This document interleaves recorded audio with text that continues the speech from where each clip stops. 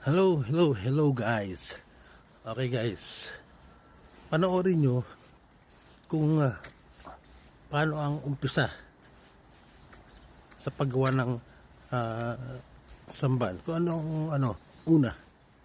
Kasi nakikita nyo sa mga post ko, yung dinidikitan, grinder, bago pa yun guys, bago pa yun. Bago mo dikitan. Okay, so pag mulko mayroon ididikit sa ibabaw na manipis. Okay, panoorin ito guys.